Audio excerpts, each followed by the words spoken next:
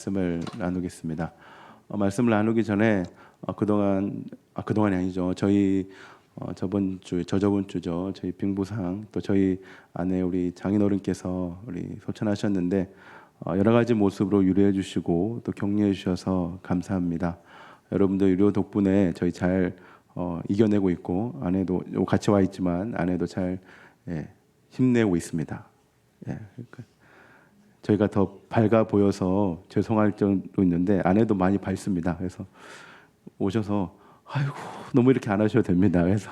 그래서 그렇게 여러분들 위로에 너무 감사드리고 제가 이번에 장례를 치르면서 처음 장례를 치러 봅니다.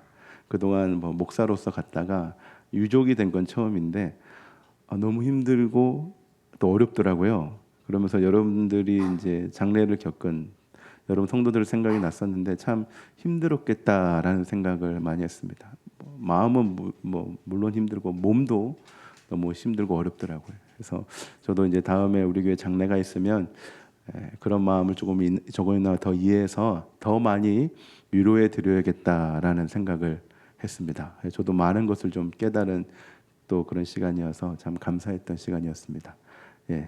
감사합니다. 네. 제가 이 시간 말고 이 이야기를 할 데가 없어서 구역장 모임 시간 때 얘기했는데 제가 이 시간을 빌어서 여러분들에게 말씀드렸습니다. 오늘 하늘 소망인데요. 무엇을 소망하느냐에 따라 우리의 자세와 태도가 달라지는 것 같습니다. 먼저 우리 어떤 훈련병에 대해서 제가 한번 소개하겠습니다.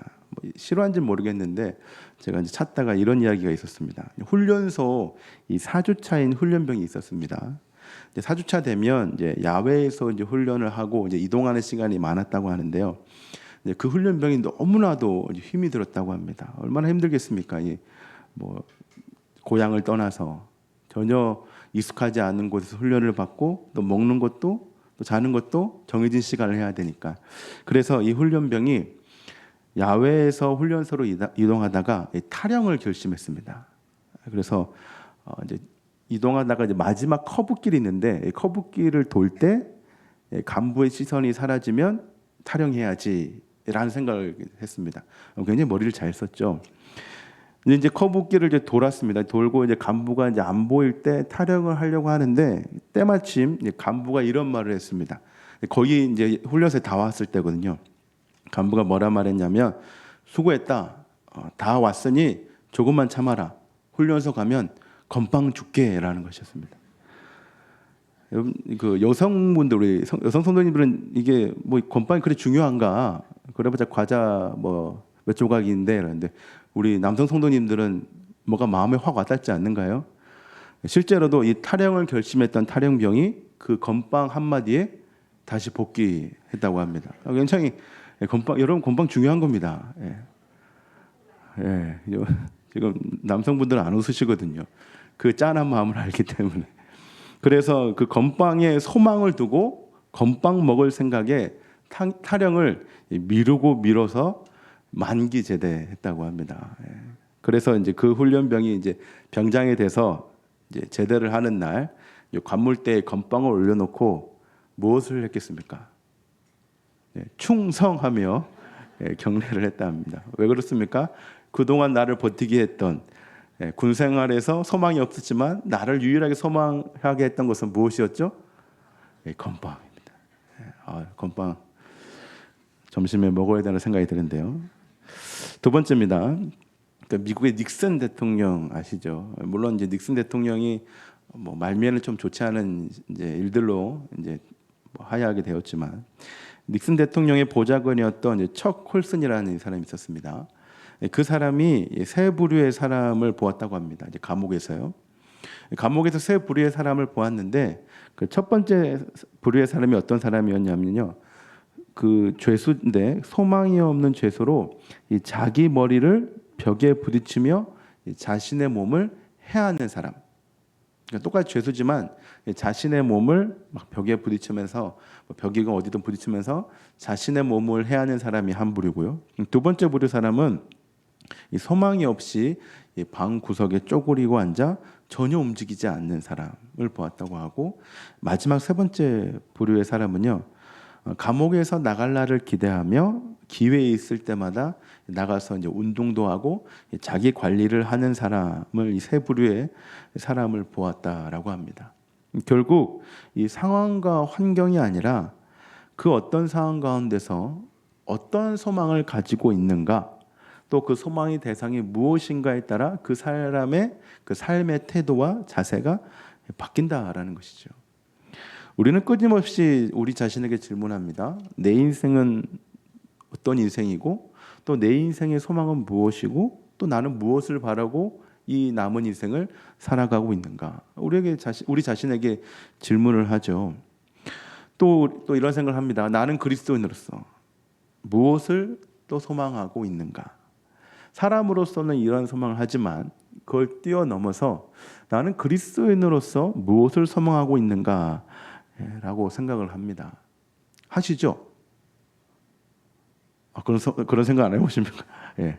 다 하나님의 은혜입니다 하면서 그러실 수도 있겠죠. 분명한 것은 세상에 소망을 두면 세상살이는 어렵습니다. 그렇죠? 우리의 마음과 생각을 이 세상에 소망을 두면 어려워요. 하지만 우리가 영적인 것에 소망을 두면, 우리가 신앙적인 것에 소망을 두면요, 이 세상살이는 더 어렵습니다. 그렇지 않은가요? 영적인 것에 우리가 소망을 두면 뭔가 쉬울 것 같지만 더욱더 큰 어려움이 우리에게 찾아올 수가 있습니다. 영적인 것이 항상 우리의 삶을 평탄케 하지는 않습니다. 우리의 마음은 평안하게 하지만 우리의 삶이 항상 탄탄대로처럼 평탄하지는 않습니다. 여러분들 오랜 생활 신앙생활을 하셨죠? 여러분들 오랜 생활 신앙생활 하면서 여러분들 삶이 평탄했습니까? 아무런 사건 사고 없이, 문제 없이 아주 평탄한 삶을 사셨는가요? 아니죠. 우리가 교회를 다니고 신앙에 몰두하고 하나님의 말씀을 따르다 보면 더욱더 어려운 일들이 우리에게 찾아올 수 있다는 거죠. 그래서 우리는 우리의 생각을 좀 바꿔야 합니다. 내가 영적인 것, 오늘 제목에 빗대어서 말씀드리면, 하늘 소망을 한다면 내가 영적인 것을 소망한다고 해서 인생이 쉬워지는 것이 아니라, 영적인 것을 소망하면 하나님에 대해 확신이 생기고 내 인생은 확실해진다. 이러한 정의를 우리가 가지고 있어야 된다는 것입니다. 그러니까 내가 영적인 것을 소망한다고 해서 내 인생이 쉬워지는 것이 아니라, 영적인 것을 소망하면 우리는 하나님에 대한 확신이 생기고 내 인생에 대한 확실함이 생긴다라는 것입니다. 그런 점에서 오늘 본문은 우리가 소망해야 할 것을 확실하게 말씀하십니다. 내가 무엇을 바라고 또 무엇을 소망해야 하는지, 그것을 소망하면 이 세상을 어떻게 버티고 살아남을 수 있는지, 건빵으로 군 생활을 버텼던 그 훈련병처럼 우리가 세상 생활을 어떻게 버틸 수 있는지, 확실한 하나님께서 어떻게 우리를 확신시키시는지를 오늘 본문 말씀은 우리에게 분명하게 말씀하고 있다라는 것입니다. 그렇다면 성도 여러분, 과연 오늘 본문은 우리에게 첫 번째로 무엇을 말씀하고 있을까요? 첫 번째는 뭐냐면요, 나 자신은 결코 소망의 대상이 아니라는 것입니다. 우리 따라해 볼까요? 나 자신은 소망의 대상이 아니다. 우리 빌립보 교회의 상황을 잠시 살펴보면요, 이 빌립보 이 교회 안에, 또 빌립보라는 도시 안에 빌립보 교인들의 대척점에 있었던 자들이 있었습니다. 바로 유대주의자들이었거든요.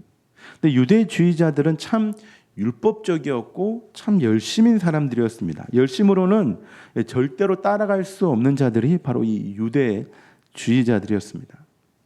하지만 그것이 그들의 전부였던 것 같습니다. 이들에게 이 자신의 열심 외에는 그 어떤 것도 없던 자들이었습니다. 누군가 나를 도와주는 것보다 자신 스스로 열심을 다해 율법을 지키는 것이 전부였던 자들이 바로 유대주의자들이었습니다. 그러니 이 자신의 열정과 열심은 이 자신들의 면류관이었습니다. 율법을 지키는 자신이 최고였던 것이죠. 예수님을 통한 구원이, 예수님을 통한 은혜, 이런 것이 아니라 자신의 열정과 열심만이 자신 구원의 통로였던 것입니다. 오늘 주제에 따르면 자신이 신앙과 삶의 소망이 되었다는 것입니다. 자신이 유일하게 소망이라는 것이죠. 자신의 행위와 자신 율법을 지키는 것이, 자신이 하나님의 말씀을 따르는 것이 유일한 소망이었다는 것이죠. 그런데 성도 여러분, 자신이 소망이 되는 순간, 내가 소망이 되는 순간 우린 또다시 이 선악과를 먹는 것과 같습니다. 선악과는 어떻게 보면 나 자신이 소망이 된다는 의미를 가지고 있기도 합니다. 내가 이 선과 악의 주체로서 나 자신 스스로가 소망이라는 것이죠. 내 인생을 내 마음대로 하고 내가 주체가 되어 좌지우지하려고 하는 것. 주님이 나의 소망입니다가 아니라 내가 나의 소망입니다 라고 생각하는 것. 인간이 하나님처럼 되고 인간 스스로가 자신의 전부가 된 순간 우리는 또다시 선악과를 먹는 것과 같습니다. 또 그것은 우리에게 죄이기도 합니다. 우리 한번 소망에 대해서 한번 생각해 보면, 소망은 어떻게 보면 이 마음의 그곳을 두는 것이라 할 수 있습니다. 선악과도 그렇겠죠. 하와의 마음에, 아담의 마음에 선악과를 두니까 그것을 따먹게 되는 것입니다. 무엇을 소망한다는 것은 그곳에 마음을 두는 것입니다. 소망은 철저하게 우리의 마음과 연관되어 있습니다.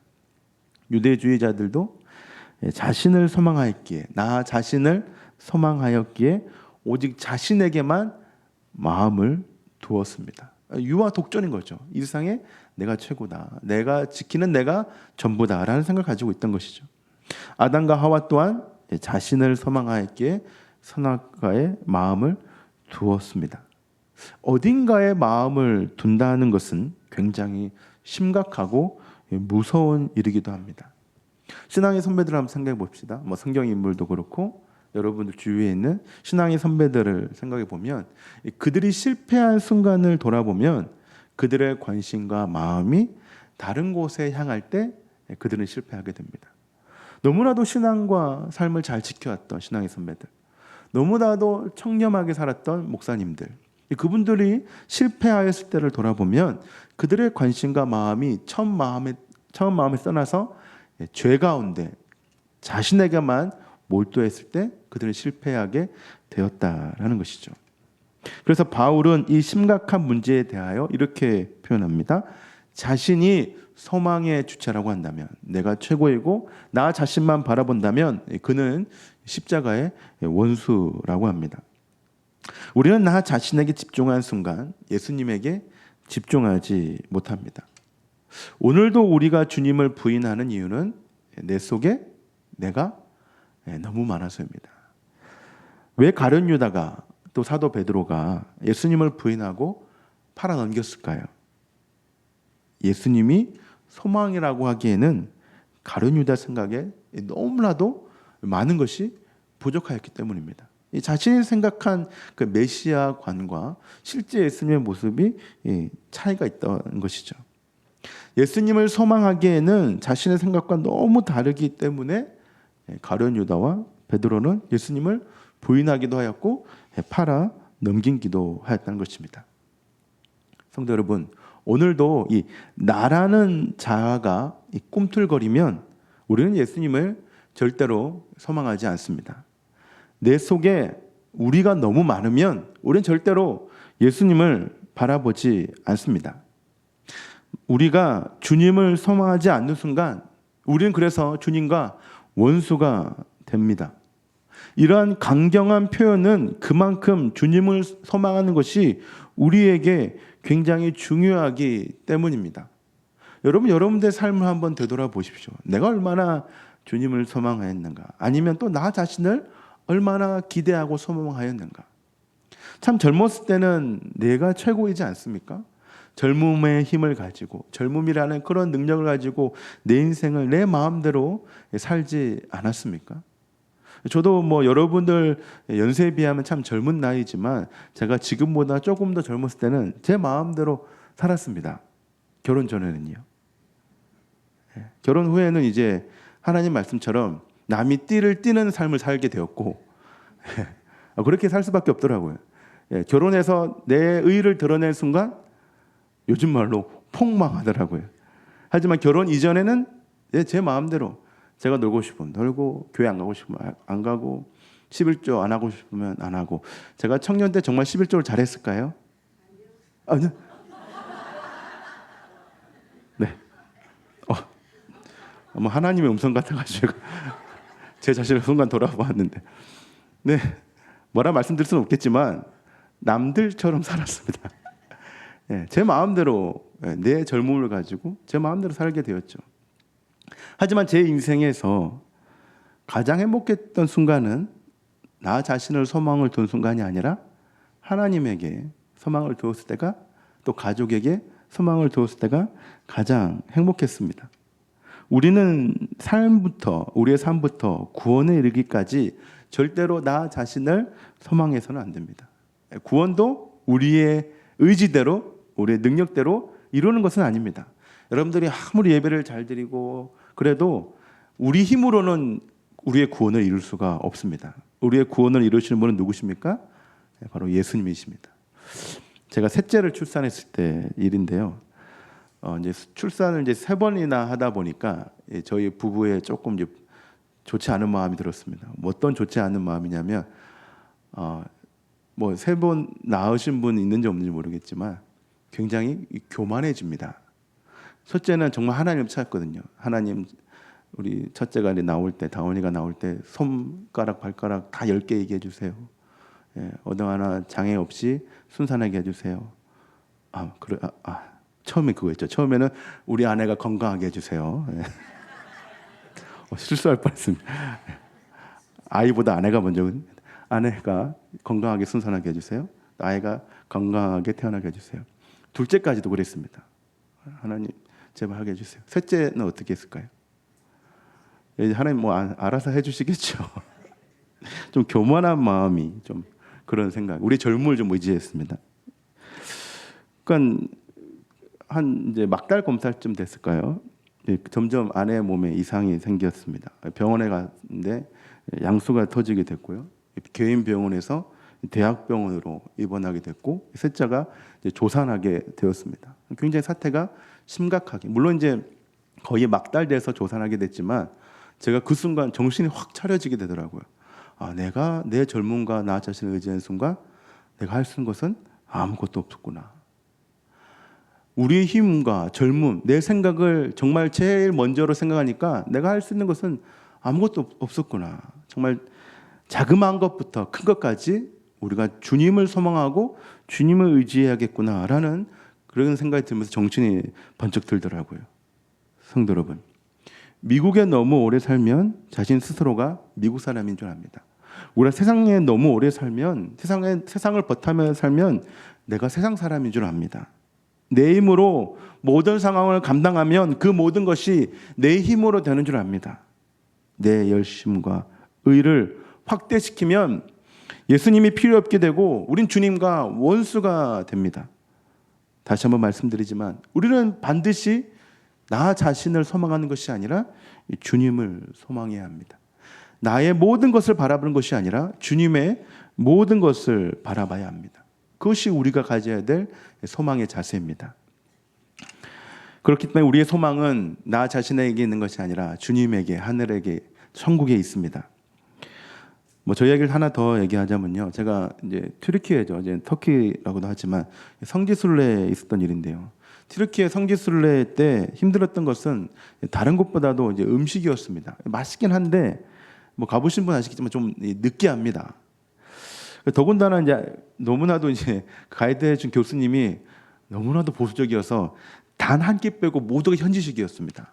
그러니까 10일 동안 현지식 먹으면 제가 터키 사람이 아니라, 제가 한국 사람이 아니라 튀르키예 사람 되는 것처럼 돼지고기보다 양고기가 더 맛있어지고, 그런데 느끼함이 계속 우리에게 있었을 때 딱 한 번 한국 음식 먹으니까 너무 맛있더라고요. 별거 없습니다. 그냥 김치를 물에 담근 거였습니다. 그래서 너무 맛있더라고요. 그래서 이제 우여곡절 끝에 이제 인천공항에 이제 아내랑 내리자마자 이제 공항 안에 어디 제가 밥을 먹어야 돼서 식당을 갔는데 가장 먼저 간 곳이 바로 지하에 있는, 지금은 좀 사라졌는데 지하에 있는 분식집이었습니다. 거기서 무엇을 먹었을까요? 네, 뭐 기름기가 있기 때문에 라면과 김밥을 먹었습니다.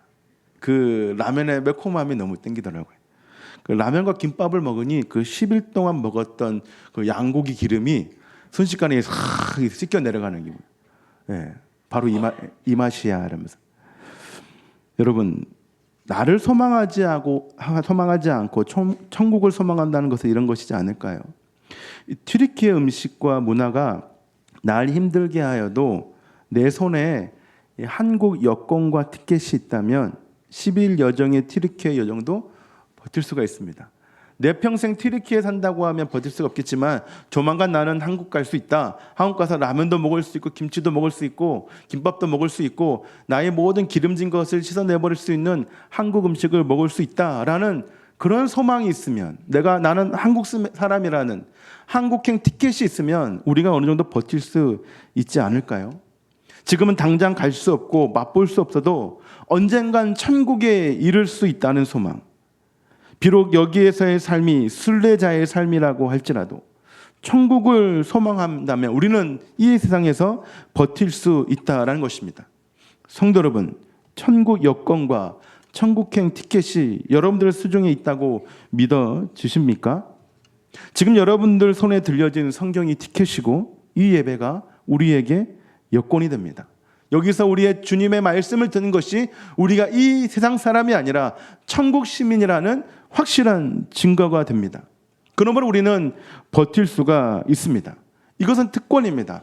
우리가 천국 시민이 된 것, 우리가 하늘나라 시민이 된 건 특권입니다. 그렇기 때문에 우리는 이 현장에서, 이 삶의 어려움 속에서 버틸 수 있는 것입니다.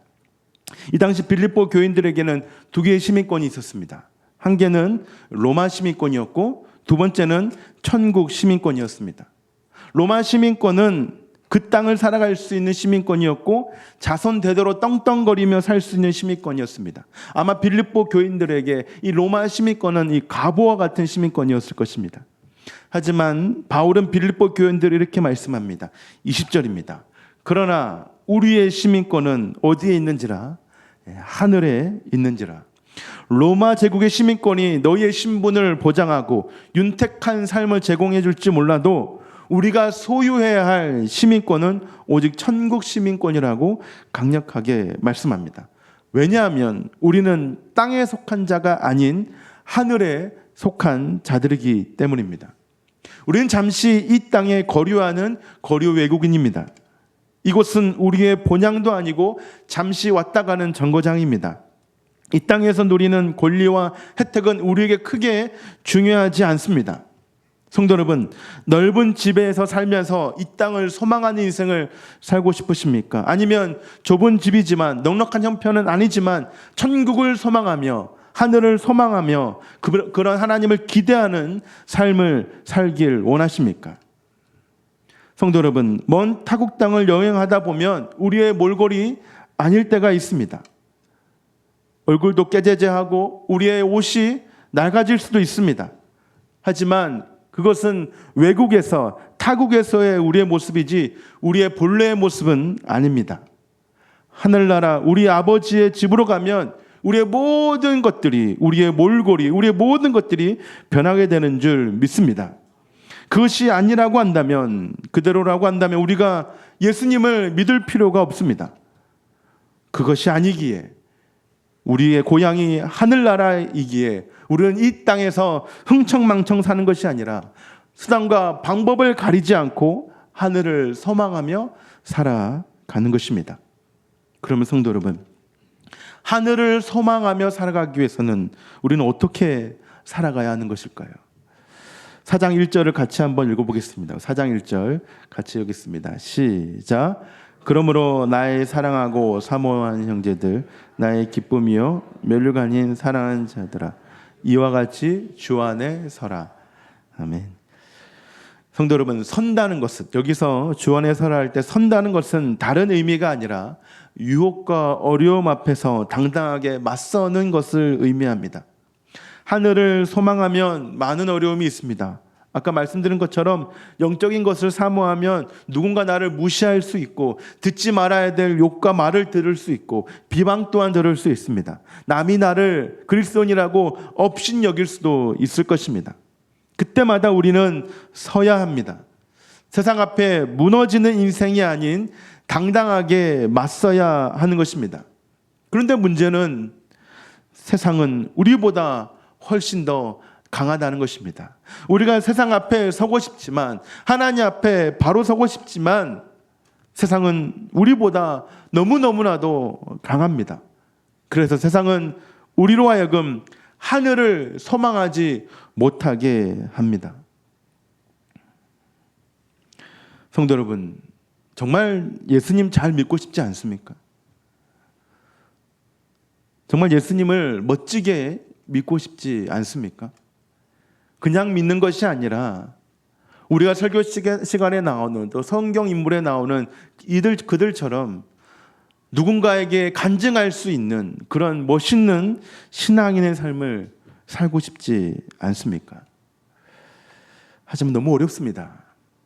이 세상 가운데서 멋지게 신앙생활을 한다는 거, 주님을 믿는다는 거 너무나도 힘든 일이고 어려운 일입니다. 그래서 바울은 빌립보 교인들에게 서라고 할 때 그냥 서지 않고 하나의 단서를 붙입니다. 무엇이라 말씀합니까? 주 안에 서라라고 합니다. 성도 여러분, 주 안에서 서라는 것은 소망하게끔 하는 주체가 너희가 아니라 주님이라는 것을 의미합니다. 우리에게 제일 어려운 것은 내 주변에 아무도 없다는 것입니다. 우리가 이 세상을 살아갈 때 왜 이렇게 힘듭니까? 라고 물으면 혼자여서 외로워서 너무나도 힘들다고 합니다. 하지만 우리 주님께서는 결코 저와 여러분들을 혼자 내버려 두지 않으십니다. 우리 성령 하나님께서는 우리와 함께 하시면서 우리가 주님 안에서 서도록 인도해 주고 계십니다. 우리가 이번 주하고 저번 주 시편 23편 내 말씀에 많은 은혜를 받지 않았습니까? 근데 시편 23편 4절에 이런 말씀이 있죠. 내가 사망의 음침한 골짜기로 다닐지라도 해를 두려워하지 않을 것은 주께서 나와 함께 하심이라. 우리가 해를 두려워하지 않는 것은, 음침한 골짜기로 다닐지라도 우리가 두려워하지 않는 것은 내가 힘이 너무 많고 내가 소망이 되어서 내 능력 때문에 그렇게 된다는 것이 아니라 주님이 나와 함께 하시기 때문에 우리는 넉넉히 그 모든 것을 이겨내는 것입니다. 우리는 우리와 함께 하시는 주님과 함께 섭니다. 제가 주님을 사랑하는 이유는 주님이 제가 원하는 대로 하지 않으시기 때문입니다. 그리고 제가 주님을 좋아하는 이유는 제가 주님을 필요로 할 때가 아니라 주님이 언제나 저와 함께 하시기 때문입니다. 끊임없이 나 자신을 소망하기에 우린 넘어지지만 오늘도 우리가 주님을 소망할 수 있는 것은 주님이 우리와 함께 하시기 때문입니다. 물론 저도 그렇고 여러분들도 그렇고 주님을 실망한 적도 있을 것입니다. 하지만 주님은 단 한 번도 저와 여러분들을 실패시키지 않으셨습니다. 어떨 때는 200만 원 가진 우리보다 500만 원을 가진 사람을 부러워한 적이 있지 않습니까? 하지만 언제나 주님은 그런 사람들과 상관없이 저와 여러분들의 모든 것을 풍족하게 하셨습니다. 그것이 물질이든 그것이 사람이든 그것이 마음이든 아니면 나의 신앙이든 나의 모든 것을 풍족하게 해 주셨습니다. 그래서 우리는 오늘도 주님을 소망하고 주님을 기대합니다. 왜냐하면 하나님은 단 한 번도 우리의 인생 가운데서 실수하지 않으셨기 때문입니다. 그러니 성도 여러분, 하나님을 소망하고 우리와 함께 하시는 그 주님을 바라보는 저와 여러분들이 되길 바랍니다. 말씀을 마무리하겠습니다. 네덜란드 하면 떠오르는 몇 가지가 있습니다. 뭐가 있죠? 네, 풍차, 튤립, 그리고 암스테르담이라는 데가 있습니다. 그리고 우리에게 너무나 유명한 사람이죠. 히딩크. 우리의 축구를 4강까지 오르게 된 히딩크. 네덜란드 사람인데, 하지만 이 네덜란드를 여행하면 꼭 들려야 하는 곳이 있다고 합니다.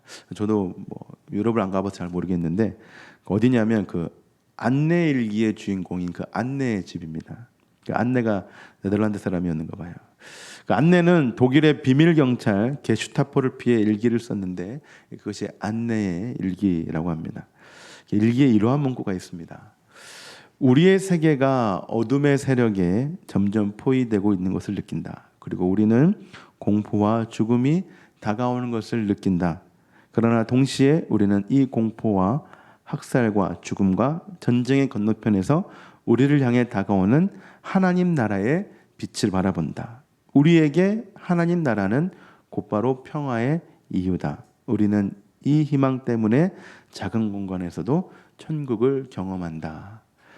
자, 이런 일기의 내용이 안내 일기에 있다고 합니다. 성도 여러분, 그렇지 않습니까?